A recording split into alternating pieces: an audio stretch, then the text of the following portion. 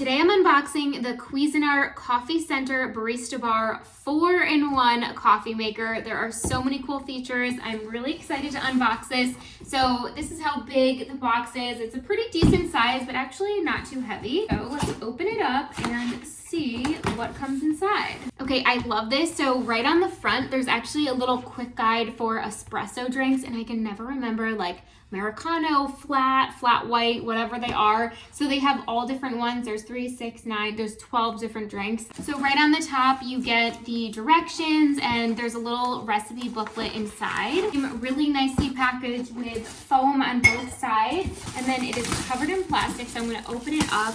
Wow, it's so beautiful. This is what it looks like.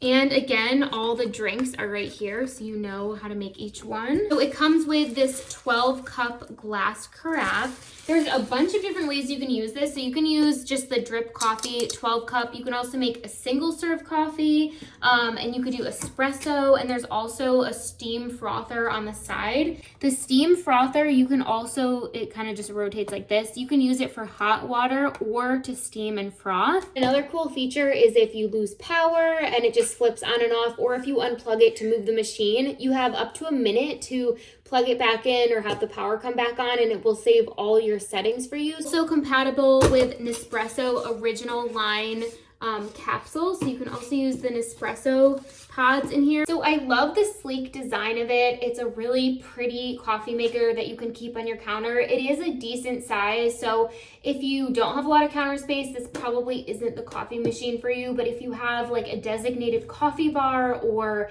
like a little roll cart for your coffee or something, or just plenty of counter space in your kitchen, it has a nice metal along the edge with the Cuisinart logo. There's even that metal detail on the carafe here, and then on the top, and this is what the top looks like. So it just opens up, and then you have your little compartment to put your coffee in, and then on this side for the Nespresso pods.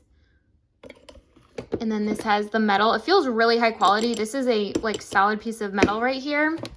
So we can shut this. So I just read the directions so you don't have to. It seems a little complicated, but actually once you read everything, it's pretty straightforward. They break it down by each little section. You get these little charcoal water filters. There's 2 of them. This one's in the plastic still. I just took this one out. So I'm going to soak it. It says soak it in tap water for 15 minutes. So I have a little cup here. We're gonna soak the filter. It says completely immerse the filter. To keep the filter fully submerged, I just put a spoon on top of it because it does float to the top. This is the water filter holder. So that little water filter that I'm soaking goes in here. It just pops open. And then you can use this on both the 12-cup side and on the single cup side.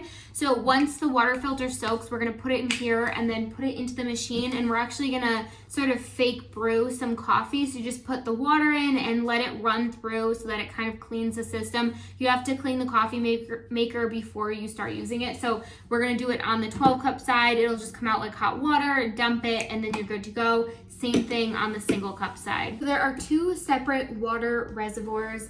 This side, when you open up right here, there's a water reservoir for the 12-cup coffee. This one in the back is for the Nespresso side, so that is for the front.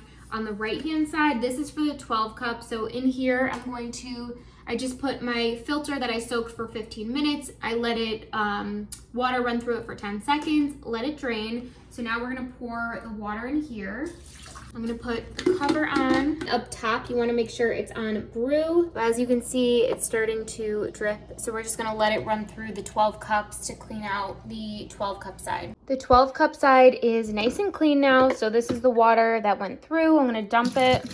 And then I have to follow the exact same process on the other side to clean out the Nespresso side. All right, so it is the next day now, and this is the other piece that goes in the back water reserve, which is for the Nespresso side. So you have to run a cycle through for the pod. So what I'm gonna do is open this, not put a pod, and then close it. And you also have to do that for the espresso too. So there's essentially like 3 cleanings, but there's only 2 filters. A water system in here, a water reserve in the 12-cup side, and then the water reserve in the back side as well. There's a little slot to put it in. So it's on the left-hand side. Lift it up and down. Lift it up, don't put anything in. Sit down. Once you hit start, it automatically goes to the 6-ounce pod, and then just start. Took about a good 20 seconds before this water started coming out, so don't start hitting buttons, just be patient. It doesn't immediately click on, and then it says that it will beep when the water is completely run through. So this is what it looks like. It's the beep. So it's all set. Let's dump this.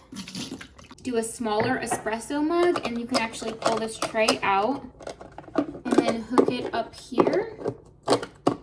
And then we're gonna put our smaller cup here. We're gonna turn it to espresso and the smaller cup of espresso, and then hit start. It says on at the bottom, and it does take about 20 seconds for the water to start running. It just sits perfectly up a little bit higher, so you don't have any splashing because it's coming down a little bit farther. So once your coffee maker is cleaned and set up, honestly, the options are endless. You can make so many different drinks in this coffee maker, and it looks so beautiful on your countertop.